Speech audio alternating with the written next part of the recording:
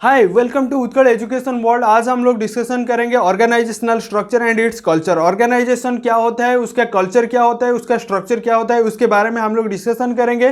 पहले देखिए organisational structure क्या होता है। ऑर्गेनाइजेशन एक ऐसा चीज होता है जिसके अंदर एक आदमी को लेकर ऑर्गेनाइजेशन तैयार नहीं हो सकता है। और जितने सारे लोग होते हैं उसको इकट्ठे करके जो तैयार करते हैं उसको ऑर्गेनाइजेशन कहते हैं। ऑर्गेनाइजेशन में बहुत सारे चीज होता है।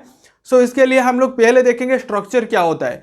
ऑर्गेनाइजेशनल स्ट्रक्चर बहुत मायने रखता है, क्योंकि ना आपके पास स्ट्रक्चर नहीं है तो आप कुछ नहीं कर सकते। स्ट्रक्चर जैसे हमारा बॉडी में स्केलेटन होता है उसके तरह उसी तरह ऑर्गेनाइजेशन में स्ट्रक्चर होता है। ऑर्गेनाइजेशन में स्ट्रक्चर क्या क्या चीज निभाता है देखते हैं। ऑर्गेनाइजेशनल स्ट्रक्चर जो होता है, ऑर्गेनाइजेशन कैसे बिल्ड किया जाता है, रेस्पॉन्सिबिलिटी एंड अथॉरिटी से ऑर्गेनाइजेशन को गाइड किया जाता है। Responsibility and authority are the two necessary components for the proper functioning of organisation. Organisation को प्रॉपर फंक्शनिंग करने के लिए आपके पास क्या होना चाहिए, रेस्पॉन्सिबिलिटी एंड अथॉरिटी होना चाहिए।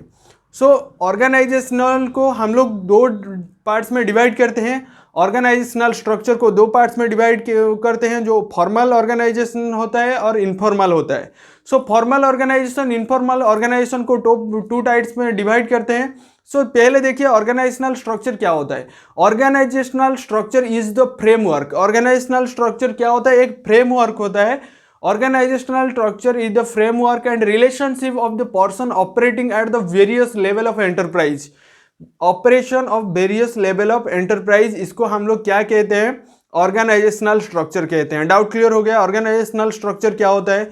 उसके बाद हम लोग देखेंगे the main purpose of creating organisational structure. क्यों हम लोग ऑर्गेनाइजेशनल स्ट्रक्चर को कौन सा पर्पज के लिए हम लोग यूज करते हैं, is to explicit the allocate to the authority and responsibility among to the member of an organization is each person to know who is the responsible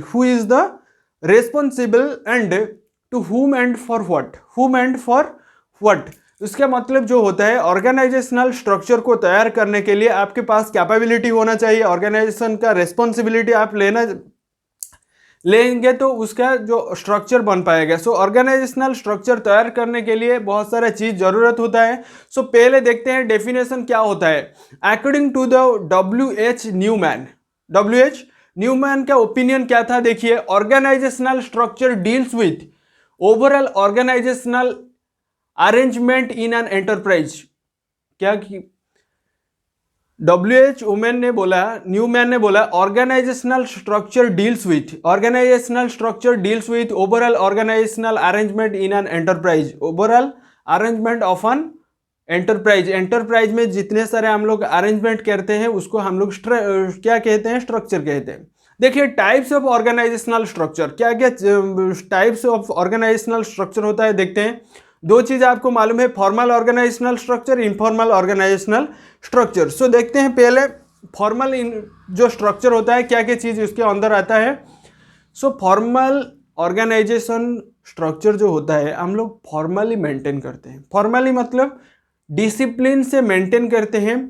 इसमें एडवांटेज क्या क्या है, डिसएडवांटेज क्या होता है हम लोग देखते हैं। एडवांटेज मतलब easy to accomplish structure, easy to accomplish of goal को हम लोग कैसे अचीव कर सकते हैं उसके बारे में जानते हैं। सेकेंड थिंग्स होता है फिक्सेशन ऑफ रिस्पॉन्सिबिलिटी, क्या क्या रिस्पॉन्सिबिलिटी उसके अंदर है उसको भी देखते हैं। देन उसके बाद क्या आता है, unit of command is possible. And last में क्या आता है, no overlapping of work. And last one होता है स्टेबिलिटी इन द ऑर्गेनाइजेशन में स्टेबिलिटी होना बहुत जरूरी होता है, बहुत मायने रखता है। स्टेबिलिटी पर्सन ऑर्गेनाइजेशन के अंदर रहना चाहिए। उसके बाद क्या आता है, डिसएडवांटेजेस क्या क्या चीज होता है। पहले देखिए डिसएडवांटेजेस, फर्स्ट थिंग्स जो होता है वो क्या होता है, lack of initiative. Then second one होता है excess to the use of authority. उसके बाद क्या आता है, डिले इन वर्क। देन उसके बाद क्या आता है, no place for the human feeling control, lack of flexibility. देखिए एडवांटेज जो डिसएडवांटेज था किसका ना, फॉर्मल ऑर्गेनाइजेशन का डिसएडवांटेजेस क्या क्या था, lack of initiative, second thing था excess of authority. Third one होता है क्या, delay in work. Fourth one होता है no place for human feeling control. Then last one होता है लैक ऑफ फ्लेक्सिबिलिटी, वो वाला था डिसएडवांटेजेस। उसके बाद हम लोग देखते हैं इनफॉर्मल का एडवांटेज क्या होता है, डिसएडवांटेज क्या होता है।